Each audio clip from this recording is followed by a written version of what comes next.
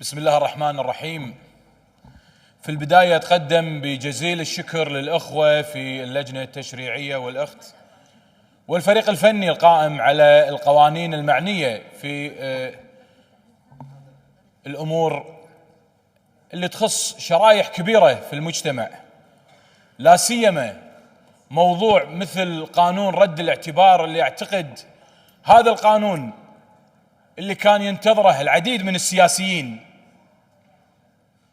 وعلى ضوء هذا الموضوع أحب أركز في كلمتي لما يتعلق في القوانين اللي أدانت العديد من السياسيين منهم المغردين، ولدي أرقام تبين عدد الناس من 2015 إلى 23 اللي تعرضوا لأحكام قضائية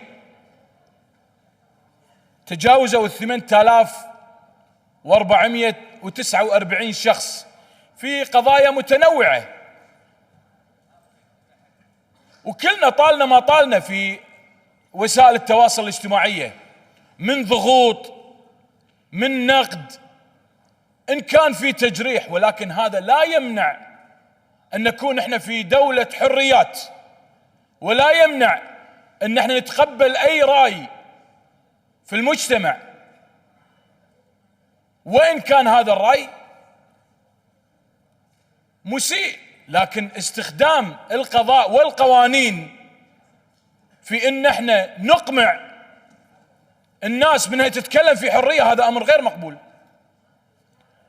قوانين تقييد الحريات هذه وحدة بوحدة لازم نشتغل عليها، منها المعني في المرئي والمسموع وغيره.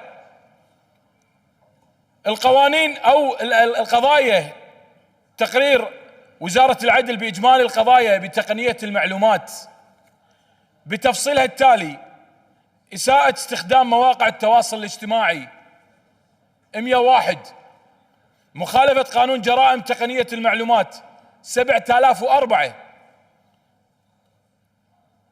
التحريض على مخالفة القوانين 564، المساس بكرامة الأشخاص 771، النصب الإلكتروني 9.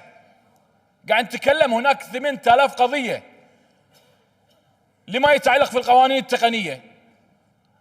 مراجعة هذه النوع من القوانين مهمة، فموضوع مثل رد الاعتبار وغيره هذا كله راح يطوله من قدام، ما حد يقدر يترشح للانتخابات، وراح يصير فيه عزوف سياسي من أبرز الناس اللي هم يطلعون من منصات التواصل الاجتماعي اللي هي يعبر فيه عن رأيه الحقيقي في هذا المجال. شكرا لك.